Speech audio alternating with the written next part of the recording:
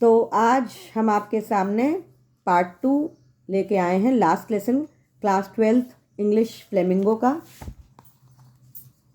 उल्टा दिख रहा है आपको, फ्लेमिंगो बुक है और इसका लास्ट लेसन यानी मतलब इस बुक का फर्स्ट लेसन है, लेकिन इस चैप्टर का नाम लास्ट लेसन है। इसका पार्ट 1 हम पहले ही करा चुके हैं, पार्ट 2 और आज इसका एंड हो जाएगा। तो हम लोग रीडिंग स्टार्ट करते हैं। इससे पहले आप लोगों को कोई दिक्कत हो तो आप लोग कमेंट वगैरह में पूछ लीजिएगा। तो फर्स्ट वाली पार्ट में हमने ये बताया था कि किस तरीके से लास्ट लेसन सेट है फ्रांस और प्रूशिया के वॉर में। प्रूशिया प्रेजेंट डे जर्मनी और ऑस्ट्रिया वगैरह का कुछ हिस्सा है। तो उस वक्त जो है फ्रांस हार गया था और 2 डिस्ट्रिक्ट्स हैं वहाँ पे फ्रांस में, अल्सेस और लॉरेन। वहीं के ऊपर कहानी सेट है। वहाँ पे एक बच्चा है छोटा सा फ्रांस, वो जाता है अपने स्कूल इस डर से कि उसको पार्टिसिपल्स बोला गया था याद करने को, लेकिन उसने याद नहीं किया था। उसको डर था कि बहुत डांट मार पड़ने वाली है, लेकिन वहाँ जाके टीचर उसको बताता है कि वो लास्ट लेसन होने वाला है, क्योंकि वहाँ पर प्रूशिया ने कब्जा कर लिया है और बर्लिन वालों ने बोला है कि अब यहाँ पे आपकी फ्रेंच क्लास बंद होगी, क्योंकि फ्रांस यानी फ्रेंच लैंग्वेज उनके उसमें नहीं है। प्रूशिया में कौन सी लैंग्वेज चलती है? जर्मनी। तो आप जर्मन चलती है, तो आपको जर्मन लैंग्वेज पढ़नी पड़ेगी। तो कल से जर्मन क्लास होगी, तो उसके लिए वो लास्ट लेसन ले रहे हैं। तो अब बच्चे को कितना बुरा लगता है, उसके आगे ये स्टोरी है। तो ये था रिकैप। अब हम लोग आगे पढ़ने जा रहे हैं। Poor man, it was in honor of this last lesson that he had put on his fine Sunday clothes, and now I understood why the old men of the village were sitting there in the back of the room. It was because they were sorry too, that they had not gone to school more. It was their way of thanking our master for his 40 years of faithful service and of showing their respect for the country that was theirs no more. Poor man, it was in honour of this last lesson. शायद इस आखिरी lesson के honour में जो उन्होंने fine Sunday clothes पहने, मतलब अच्छे कपड़े पहने थे। लास्ट लेसन था उनके लिए, तो बहुत स्पेशल डे था, इसीलिए उन्होंने अच्छे कपड़े पहने हुए हैं। और अब मुझे समझ में आया कि ओल्ड मैन जो था विलेज का, वो यहाँ पे क्यों बैठे हैं पीछे। जो बाकी के लोग बैठे थे पीछे लाइन पे एम्प्टी बेंचेस पे, वो क्यों बैठे हैं? इसलिए क्योंकि वो बहुत सॉरी फील कर रहे थे कि वो अब स्कूल नहीं आ पाएंगे। It was their way of thanking our master. शायद उनके पेरेंट्स भी थे बच्चों के, तो वो उनका तरीका था बच्चों के बिहाफ पे टीचर को थैंक्स करने का, जो 40 सालों तक इन्होंने अपनी फेथफुल सर्विस दी थी। हेमल जो टीचर थे, उन्होंने 40 सालों तक सर्विस दी थी, तो उनको थैंक्स करने का एक तरीका था। इस वजह से पेरेंट्स वगैरह भी, उनके गांव के लोग भी वहाँ पे बैठे हुए थे और इस तरीके से वो रिस्पेक्ट दिखा रहे थे अपने कंट्री के लिए भी, जब उनकी कंट्री नहीं रही। While I was thinking of all this, I heard my name called. It was my turn to recite. What would I not have given to able to say that dreadful rule for the participle all through very loud and clear and without one mistake? But I got mixed up on the first words and stood there, holding on to my desk, my heart beating and not daring to look up. जब मैं सब कुछ सोच ही रहा था, तो मैंने अपना नाम पुकारते हुए टीचर को सुना। अब मेरा टर्न था रिसाइट यानी सुनाने का। What would I not have been given to able to say that dreadful rule for the participle all through? पूरे रास्ते में यही इसी बात से ड्रेडफुल हो रहा था, डर रहा था कि मुझे पार्टिसिपल के रूल्स बताने पड़ेंगे। पूरे रास्ते में डर रहा था। और वेरी लाउड एंड क्लियर, और ज़ोर ज़ोर से बोलना पड़ेगा, क्लियरली बोलना पड़ेगा, पूरे क्लास के सामने बोलना पड़ेगा, बिना किसी मिस्टेक के बोलना पड़ेगा। लेकिन अल्टीमेटली चूंकि इसको डर था, तो सब मिक्सड अप हो गया। पहले ही वर्ड्स में ही सारा मिक्सिंग हो गई इसके दिमाग में, और वो वहीं पे खड़ा रहा अपनी डेस्क पकड़े हुए। मेरा हार्ट, मतलब फ्रांस की बात हो रही, उसका दिल धड़क रहा था और ऊपर देखने की हिम्मत भी नहीं कर पा रहा था। I heard M. Hamel say to me, I won't scold you, little Franz. You must feel bad enough. See how it is. Every day we have said to ourselves, Bah, I have plenty of time. I'll learn it tomorrow. And now you see where you have come out. That's the great trouble with Alsace. She puts off learning till tomorrow. Now those fellows out there will have the right to say to you, how is it? You pretend to be Frenchmen, and yet you can neither speak nor write your own language. But you are not the worst, poor little Franz. We'll all great deal to reproach ourselves with. तो मैंने हेमल को मुझसे कहते हुए सुना कि मैं तुम्हें डांटूंगा नहीं। Little France, you must feel bad enough. तुम्हें बहुत ख़राब लग रहा होगा। सी हाउ इट इज़, कैसा लगता है। हर दिन हम लोग अपने आप से कहते रहते हैं कि हमारे पास तो बहुत टाइम है, हम लोग कल कर लेंगे, कल याद कर लेंगे। एंड नाउ यू सी और अब देखो हम लोग कहाँ आ गए हैं। That the great trouble with अल्सेस, यही दिक्कत है अल्सेस के साथ, मतलब उस स्टेट के साथ में। हम लोग क्या कहते हैं कि कल याद करेंगे, कल याद करेंगे। अब जो है now those fellows out there will have the right to say to you, अब वो जो लोग आएंगे तुमको रूल करने के लिए, उनके पास ये अधिकार होगा, राइट होगा तुमसे कहने के लिए कि कैसा है ये। तुम फ्रेंचमैन प्रिटेंड करते हो, प्रिटेंड का मतलब बनते हो कि तुम लोग फ्रेंचमैन हो, and yet you can neither speak, और तुम इतना बन रहे हो कि तुम फ्रेंचमैन हो। अगर हम लोग बोलते हैं कि हम हिंदू हैं या हम बोलते हैं मुस्लिम हैं, तो एक मुस्लिम को कुरान पढ़नी आनी चाहिए, एक हिंदू को हिंदी पढ़नी आनी चाहिए, गीता पढ़नी आनी चाहिए। और अगर आप नहीं कह रहे हैं तो आपको कोई मानेगा नहीं कि आप हिंदू हैं या मुस्लिम हैं। उसी तरीके से अगर आप प्रिटेंड कर रहे हैं, बता रहे हैं कि आप फ्रेंचमैन हैं, तो आपसे इतना एक्सपेक्टेड है कि आप फ्रेंच बोल सकें, लिख सकें। लेकिन ना तुम बोल पाओगे ना तुम लिख पाओगे अपनी खुद की लैंग्वेज। लेकिन तुम लोग वर्स्ट नहीं हो, तुम लोग सबसे ख़राब नहीं हो। पुअर लिटिल फ्रांस, हम सब लोगों को अपने आप से जूझना है, क्योंकि बहुत से ऐसे लोग हैं कि इतने बड़े होने के बाद भी हमको अपनी लैंग्वेज के ऊपर कोई कमांड नहीं है। Your parents were not anxious enough to have you learn. They preferred to put you to work on a farm or at the mill so as to have a little more money. And I've been to blame also. I not often sent you to water my flowers instead of learning your lessons? And when I wanted to go fishing, did I just not give you a holiday? तो कहा ना कि हम लोग भी उसके जिम्मेदार हैं। तो उसमें क्या कहना है कि तुम्हारे पेरेंट्स जो हैं ज़्यादा एंक्शियस थे, मतलब ज़्यादा उनको इच्छा थी कि तुम लोग जाओ कुछ और सीखो। वो प्रेफर करते थे कि तुम बजाय पढ़ने के जाके फार्म पे काम करो या मिल्स पे काम करो, जिससे कि तुम लोग पैसे कमाओ। मतलब तुम लोग का मतलब उनके पेरेंट्स भी पैसे कमाए। और मुझे भी ब्लेम करना चाहिए। टीचर खुद अपने आप को बोला कि मुझे भी ब्लेम करना चाहिए। क्या मैंने तुम लोगों को कभी कभी अपने फ्लावर्स में पानी देने के लिए गमलों में नहीं भेज दिया लेसन्स को छोड़ के बीच में? ये तो गलत काम किया टीचर ने। और मैंने जब तुमको बोला कि जब मेरा मन करता था कि मैं फिशिंग पे जाऊंगा तो मैं तुम लोगों को छुट्टी दे देता था, तो वो भी गलत काम हो, मतलब उतने लेसन्स तुम लोगों ने मिस किए। Then, from one thing to another, M. Himmel went on to talk of the French language, saying that it was beautiful. It was the most beautiful language in the world, the clearest, the most logical, that we must guard it among us and never forget it. Because when people are enslaved, as long as they hold fast to their language, it is as if they have the key to their prison. Then he opened a grammar and read us our lesson. I was amazed to see how well I understood it. All he said seemed so easy, so easy. I think too that I had never listened so carefully and that he had never explained everything with so much patience. Then from one thing to another, तब एक चीज़ से दूसरी चीज़ M Hamel जो है went on to talk of the French language. तो फिर एक से दूसरी चीज़ तीसरी चीज़ बात करते करते फाइनली वो लैंग्वेज पे आ गए, फ्रेंच लैंग्वेज के बारे में बात करने लगे। कहने लगे कि it was the most beautiful language in the world, पूरी दुनिया में सबसे खूबसूरत लैंग्वेज है फ्रेंच, सबसे क्लियर लैंग्वेज है, लॉजिकल लैंग्वेज है, जो हम लोगों को गार्ड करना चाहिए, बचा के रखना चाहिए अपने में, और उसको भूलना नहीं चाहिए। क्योंकि जब पीपल आर एनस्लेव्ड, मतलब उनको बंदी बनाया जाता है, एनस्लेव किया जाता है, as long as they hold fast to their language it is as if they had the key to their prison. मतलब जब तक वो अपनी लैंग्वेज पे कमांड करे रखते हैं, अपनी लैंग्वेज में बोलते हैं, अपनी लैंग्वेज में बात करते हैं, तब तक उनके पास प्रिजन की चाबी है, जेल की चाबी उनके हाथ में है। मतलब कहीं पे भी आपको एनस्लेव किया जाता है तो आपको इतना समझना चाहिए कि आपकी, अगर आपको अपना लैंग्वेज का ज्ञान है तो मतलब आपके पास आपकी चाबी है, जेल की चाबी आपके हाथ में है। Then he opened a grammar and read our lesson, तब उन्होंने अपनी ग्रामर बुक खोली और लेसन्स पढ़ाने लगे। I was amazed to see how well I understood it, और उस दिन मुझे इतना आश्चर्य हुआ, अमेज्ड का मतलब आश्चर्य हुआ, कि मुझे इतनी सारी चीज़ें इतने आसानी से कैसे समझ आ रही हैं। क्यों आ रही थी? क्योंकि उस दिन ध्यान दे रहा था, उसको पता था कि आज के बाद ये क्लास नहीं होनी, तो बहुत ध्यान से सुन रहा था वो। All he said seemed so easy, जो वो कह रहे थे उस दिन वो सब कुछ बहुत आसान लग रहा था। I think too that I had never listen so, और शायद ये बात हो कि मैंने इतने ध्यान से कभी सुना ही ना हो। तो ये आप लोगों के लिए भी रिमाइंडर है कि आप लोग भी ध्यान से सुनिए जो बोला जा रहा है, तो आपको भी उतनी अच्छी से समझ में आएगा। ना केवल ये लेसन जो हम यहाँ यूट्यूब पे दे रहे हैं, बल्कि वो लेसन्स भी जो आपके क्लास में टीचर्स देते हैं या आपके कोचिंग्स में टीचर्स देते हैं। ध्यान से सुनिए, that is the first thing. ये की है सक्सेस का कि आप पहले ध्यान से सुनना सीखिए, बोलना बाद में, पर सुनना पहले सीखिए। It seemed almost as if the poor man wanted to give us all he knew before going away and to put it all into our heads at one stroke.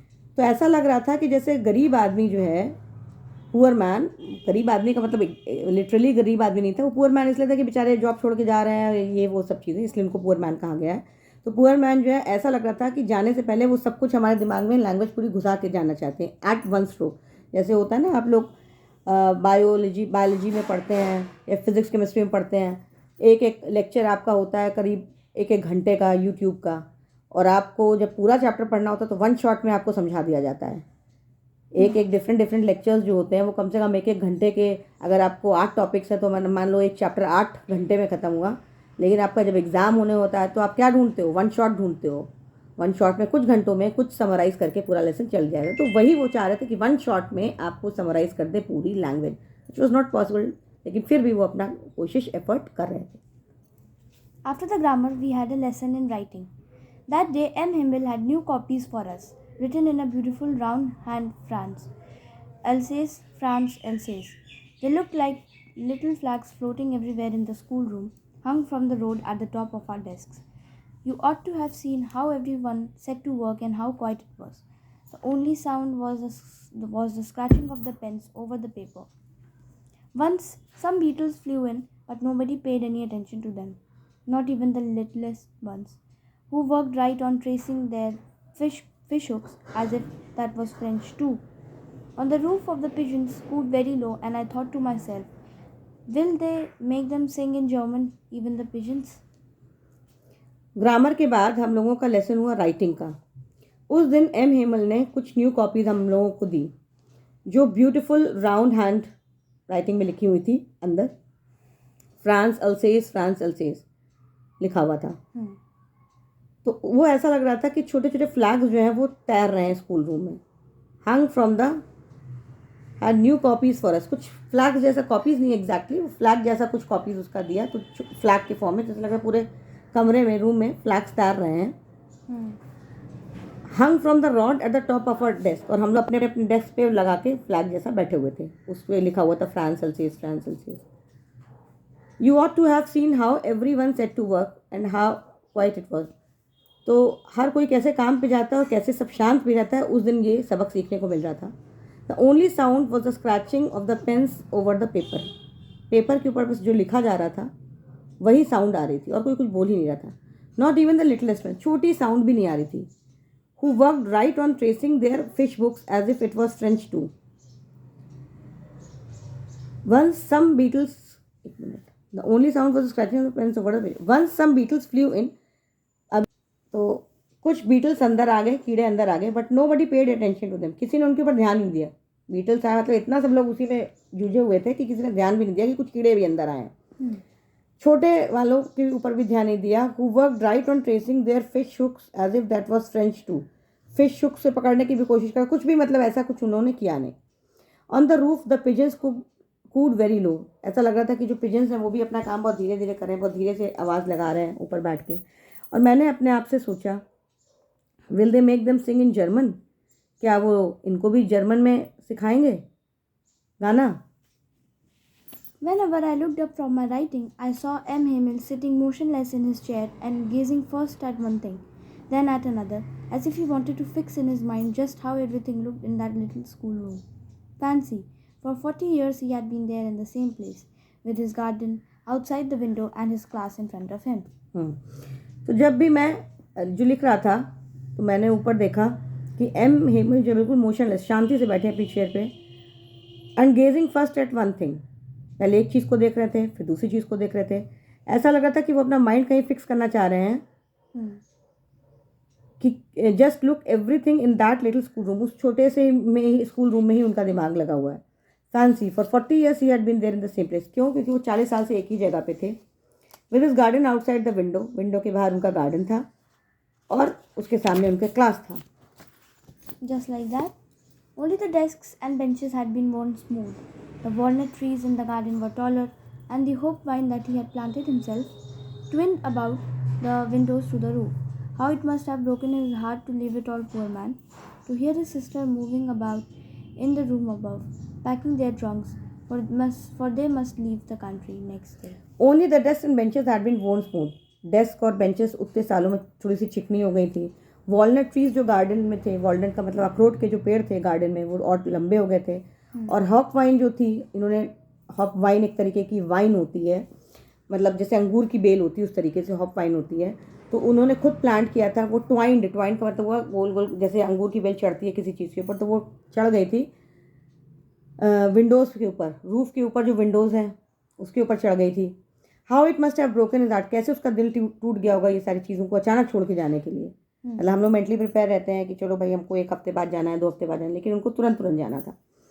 Poor man to hear his sister moving about in the room above, तो वो feel कर पाए थे कि उनकी बहन जो है ऊपर मूव कर रही है उस छत के ऊपर, शायद ट्रंक्स पैक कर रही क्योंकि उसकी आवाज़ आ रही थी, ट्रंक अपने पैक कर रही थी क्योंकि उनको लीव करना था, बाहर जाना था अगले ही दिन।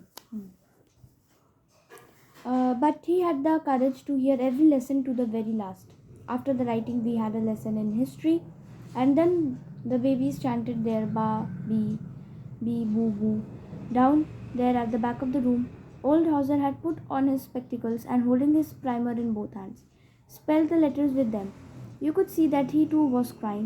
His voice trembled with emotion, and it was so funny to hear him that we all wanted to laugh and cry. Oh, how well I remember it, that last lesson. But he had the courage to hear, पर उनके पास इतनी हिम्मत थी कि वो हर lesson को बहुत ध्यान से सुन रहे थे आखिरी तक, जितने भी बच्चे थे। लिखने के बाद हम लोगों का हिस्ट्री की क्लास हुई और तब वहाँ पे बेबीज़ ने चैंट किया अपना सब भी जो भी इकट्ठा बोल रहे थे, बा बी बी बू।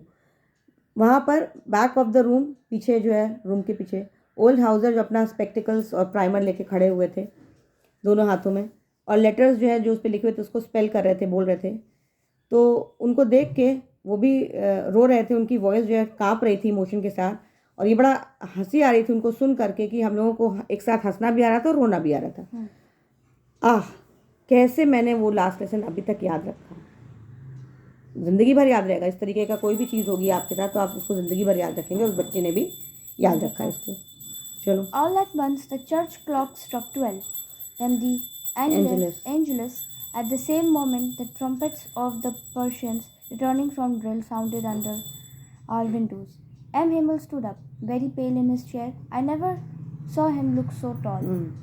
अचानक ही चर्च ने 12 बजाया और उसके बाद then the Angelus at the same moment, तब तक जो है ट्रम्पेट्स जो है प्रूशियंस के जो ड्रिल से लौट रहे थे उसके ट्रम्पेट्स बजने लगे और ऐसा लगा कि वो हमारे विंडोज़ के पास ही बज रहे हैं। एम हेमल खड़े हुए बहुत ही कमज़ोर लग रहे थे अपनी चेयर पे और मैंने उनको इतना लंबा कभी नहीं देखा। My friends, said he, but something choked him. He could not go on. Then he turned to the blackboard, took a piece of chalk, and bearing on with all his might, he wrote as large as he could, Vive la France. Then he stopped and leaned his head against the wall, and without a word, he made a gesture to us with his hand. School is dismissed. You may go. तो my friends, तब जब प्रूशियंस आ गए थे तो बोला मेरे दोस्त, लेकिन कुछ उनके गले में फंसा। कि कहानी पढ़ते पढ़ते आपके भी गले में चोक हो रहा होगा क्योंकि कितनी इमोशनल स्टोरी है ये। उनके गले में फंसा कि वो आगे ही कुडंट गो ऑन।